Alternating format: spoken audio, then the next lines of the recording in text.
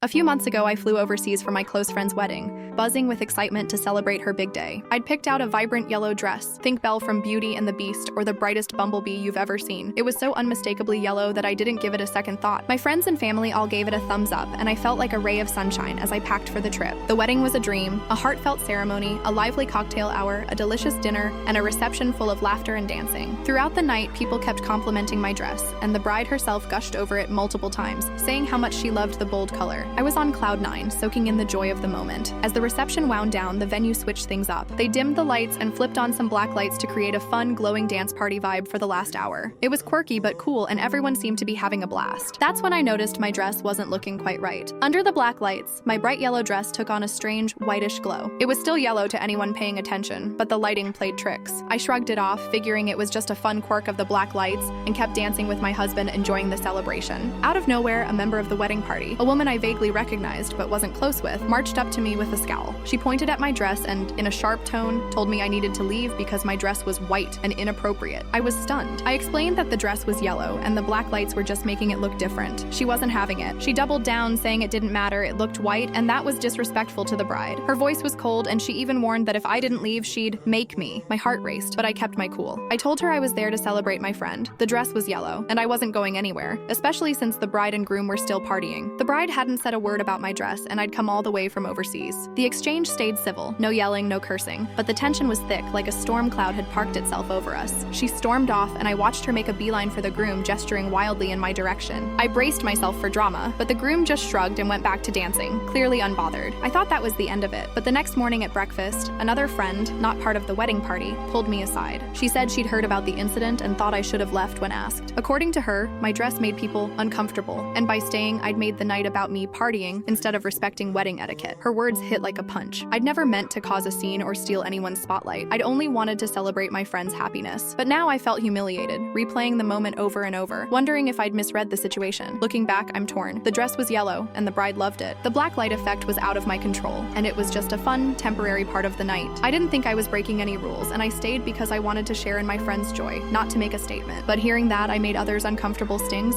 and I can't shake the embarrassment. Maybe I should have just left to avoid the conflict, but it felt unfair to be pushed out over something so trivial. I keep wondering if I was wrong to stand my ground. Am I the asshole for refusing to leave the wedding when asked? Thanks for listening, and if you want to hear more interesting stories, just click the link below.